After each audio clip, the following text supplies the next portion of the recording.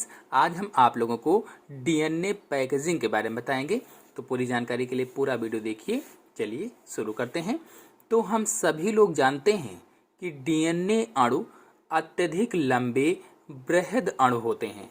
उदाहरण के लिए आप लोगों को बता दूं कि एस्चेरेचिया कोलाई नामक जीवाणु या बैक्टीरिया में डीएनए अणु 1700 माइक्रोन लंबा होता है। एस्चेरेचिया कोलाई जो जीवाणु होता है, जो बैक्टीरिया होता है, इसमें डीएनए अणु 1700 माइक्रोन लंबा होता है। मतलब 1.7 mm या 1.7 मिलीमीटर लंबा होता है। mm यानी मिलीमीटर या 1700 माइक्रोन भी आप कह सकते हैं। और यदि इस जीवाणु की लंबाई की बात की जाए तो ये जीवाणु 2 माइक्रोन ही लंबा होता है। यानी 1700 माइक्रोन लंबा डीएनए अणु है और जीवाणु कितना लंबा है? 2 माइक्रोन ही लंबा है। अब सोचिए, जीवाणु केवल 2 माइक्रोन लंबा, जो एस्चेरेचिया कोलाई है, ये जीवाणु केवल 2 माइक्रोन लंबा, जबकि डीएनए अणु 1700 माइक्रोन लंबा है। तो ये तो एक जीवाणु की डीएनए की लंबाई बताई मैंने। अब यदि मनुष्य की बात की जाए तो हमारे शरीर की प्रत्येक कोशिका के केंद्रक में डीएनए के 46 अणु होते हैं। जो मनुष्य के शरीर की एक कोशिका होती है, उस एक कोशिका के केंद्रक में डीएनए के 46 अणु होते हैं। यानी मनुष्य के शरीर की एक कोशिका में 23 जोड़ी का मतलब है 46 अणु पाए जाते हैं, जिनकी औसत लंबाई, इनकी औसत लंबाई क्या है? ये औसत में दिया गया है यहाँ पर 1.5 से 8.4 होती है। इनकी औसत लंबाई क्या है? यानी छोटा से छोटा 1.5 होगा, बड़े से बड़ा 8.4 सेंटीमीटर का होगा। तो ये औसत लंबाई हो गई। हमारी कोशिकाओं मतलब सबसे लंबा डीएनए अणु 8.4 सेंटीमीटर होता है। तो ये हमारी कोशिकाओं में सबसे लंबा डीएनए अणु कितना होगा? 8.4 सेंटीमीटर का। और कुल लंबाई इनकी कितनी होगी? 2 मीटर होती है। जबकि यदि केंद्रक का व्यास देखा जाए, अगर पूरे केंद्रक का व्यास देखा जाए तो लगभग में 4 माइक्रोन से 10 माइक्रोन तक ही होता है। अलग अलग कोशिकाओं में अलग अलग, तो यहाँ पर लगभग में दिया गया है, किसी में 4, किसी में 5, इस तरह से। तो 4 माइक्रोन से 10 माइक्रोन तक ही ये जो केंद्रक का व्यास है ये होता है। अब सोचिए, केंद्रक केवल 4 से 10 माइक्रोन तक ही लंबा है। जो केंद्रक है ये केवल 4 से 10 माइक्रोन तक ही है, जबकि डीएनए का सबसे लंबा अणु मैंने बताया है 8.4 सेंटीमीटर का होता है। आपको बता दें कि हमारे शरीर में लगभग 10⁻14 कोशिकाएं होती हैं। यानी 10 के आगे 14 जीरो लगाए जाएं तो इतनी कोशिकाएं हमारे शरीर में पाई जाती हैं। और इनमें उपस्थित डीएनए अणुओं की कुल लंबाई, यानी प्रत्येक कोशिका में मैंने बताया कि केंद्रक में होता है, तो इनमें उपस्थित डीएनए अणुओं की कुल लंबाई को अगर सभी डीएनए अणुओं को जोड़ दिया जाए तो कुल लंबाई 2 × 10⁻14 मीटर होगी। यानी सभी कोशिकाओं में उपस्थित डीएनए अणुओं की कुल लंबाई कितनी होगी? 2 × 10⁻14 मीटर। इसी को हम 2 × 10⁻11 किलोमीटर कह सकते हैं। यानी अगर इस मीटर को किलोमीटर में बदला जाए तो 2 × 10⁻11 किलोमीटर होगा। कहने का मतलब है कि हमारी समस्त कोशिकाओं में उपस्थित डीएनए अणुओं की कुल लंबाई किलोमीटर में कितनी होगी?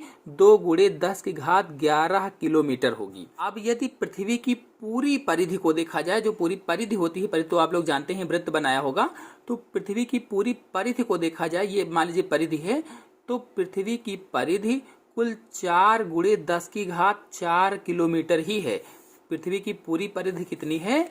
4 × 10⁻4 किलोमीटर ही है। जबकि मैंने बताया कि 2 × 10⁻11 किलोमीटर तक डीएनए अणु की लंबाई हो सकती है सभी को जोड़ करके। इसी तरह से पृथ्वी और सूर्य के बीच की दूरी केवल 1.5 × 10⁸ किलोमीटर है। पृथ्वी और सूर्य के बीच की दूरी केवल कितनी है? 1.5 × 10⁸ किलोमीटर ही है। अब सोचिए कि डीएनए अणु कितना लंबा होता है। मतलब हमारे पूरे शरीर के डीएनए अणु लगभग 100 बार सूर्य तक लंबाई में फैलकर वापस आ सकते हैं। सबको जोड़ करके पूरे शरीर के डीएनए अणु जो हैं वो 100 बार लंबाई में फैलकर वापस आ सकते हैं। कहाँ से? सूर्य से। आप सोचिए, डीएनए अणु 100 बार चक्कर लगाकर वापस आ सकते हैं। अब आपके मन में प्रश्न आ रहा होगा कि कोशिका बहुत छोटी होती है, जो हमें आंखों से नहीं दिखती है, सूक्ष्मदर्शी से देखने पर ही दिखती है, यानी नंगी आंखों से नहीं दिखती है, और उस कोशिका के अंदर इतना छोटा सा उसका कोशिकांग केंद्रक होता है, उस केंद्रक के अंदर डीएनए अणु पाया जाता है ना।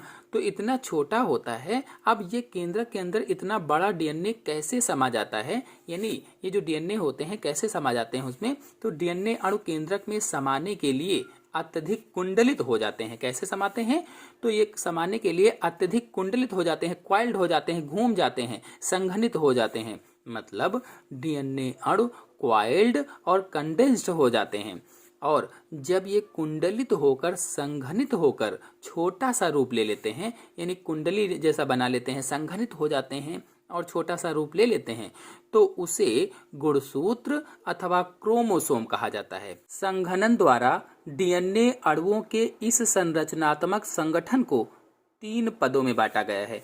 मतलब जब डीएनए अणु संघनित हो जाता है, क्वाइल्ड हो जाता है, तो उसे 3 पदों में बांटा गया कि किस तरह से संघनित होता है।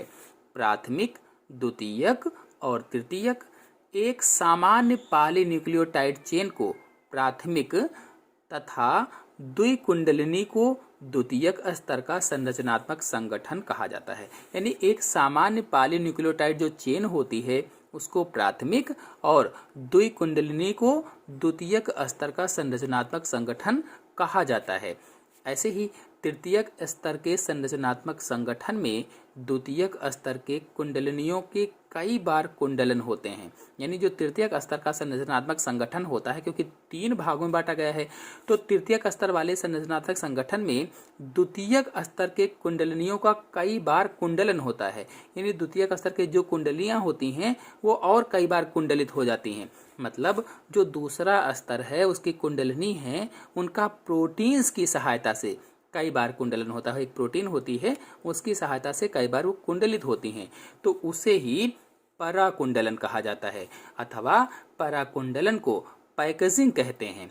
अब चूंकि ये डीएनए की पैकेजिंग हो रही है, इसीलिए इसे डीएनए पैकेजिंग बोला जाता है, या इसीलिए इसे डीएनए पैकेजिंग कहते हैं। तो अब आप लोगों को समझ में आ गया होगा कि डीएनए पैकेजिंग क्या होता है। जैसे हम लोग कपड़ों को बैग में पैक करते हैं, बहुत से लोगों को कहते आपने सुना होगा कि आप लोगों ने पैकिंग कर लिया कि नहीं, या आप लोग पैकिंग कर लीजिए, चलिए चलते हैं। मतलब किसी भी चीज़ को किसी भी चीज़ में भरना। बिल्कुल वैसे ही डीएनए अणु बहुत अधिक लंबे होते हैं, तो इनकी भी पैकिंग होती है, पैकेजिंग होती है। अब डीएनए अणु की पैकेजिंग कैसे होती है, इसके विभिन्न स्टेप अगले वीडियो में आपको बताऊंगा। तो अगले वीडियो की जानकारी के लिए मेरे चैनल को सब्सक्राइब कर लीजिए और साथ में बेल आइकन को भी प्रेस कर लीजिए, ताकि अगला वीडियो जब भी मैं डालूं आपको उसकी नोटिफिकेशन सबसे पहले प्राप्त हो जाए। धन्यवाद।